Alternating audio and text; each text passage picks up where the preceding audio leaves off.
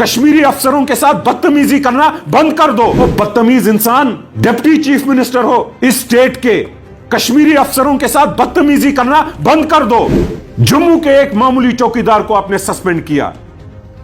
क्या शर्म कहीं आती नहीं है आपको? आपको वो ऑडियो अपना याद है कि उसके खिलाफ भी फिर बोला था? लगता है जल्दी आप पागल खाने जाके इंसानियत के खिलाफ बकबक करना चालू करोगे। चौधरी साहब, हमें बखूबी पता है आपके महकमे में लेन देन ट्रांसफरों में क्या रेट चल रहा है। सुरेंद्र चौधरी साहब से मेरा सवाल है, चौकीदार सुनील मिट्टर को इन्होंने सस्पेंड किया क्योंकि उन्होंने कोई पोस्ट शेयर किया था। उसकी खता है, उन्होंने पोस्ट शेयर किया था और एक एमटीएस चौकीदार।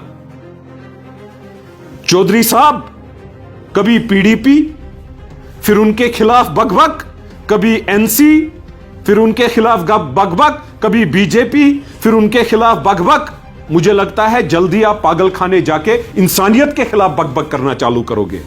आपको एहसास नहीं है कि ये चौकीदार है, छोटे से चौकीदार को आपने सस्पेंड किया। ये क्या बात है? ऐसी क्या बात हो गई? आपको वो ऑडियो अपना याद है कि उसके खिलाफ भी फिर बोला था? मुझे समझ नहीं आता है आप क्या करने निकले हो। उमर साहब ने क्या करने आपको निकाला है?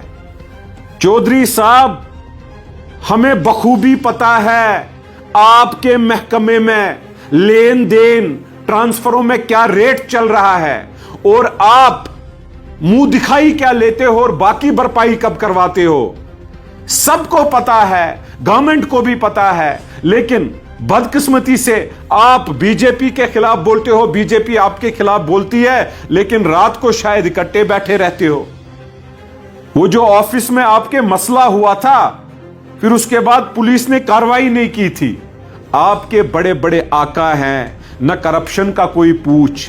पार्टियां बदली, इतनी पार्टियां बदली, मैं आपको यह वसूख के साथ कह रहा हूं, नेशनल कॉन्फ्रेंस को भी आप अनकरीब निकलने के बाद थू थू करोगे।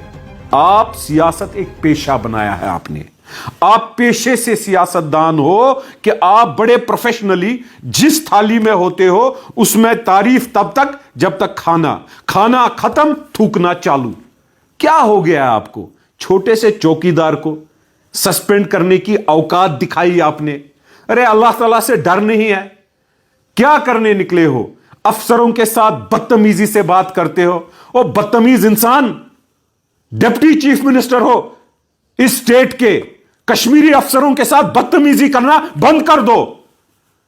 जम्मू के एक मामूली चौकीदार को आपने सस्पेंड किया। क्या शर्म कहीं आती नहीं है आपको? मैं मिला आपसे एक दफा, मुझे लगा कि आप एक बेहतरीन इंसान हो, लेकिन अफसोस की बात यह है,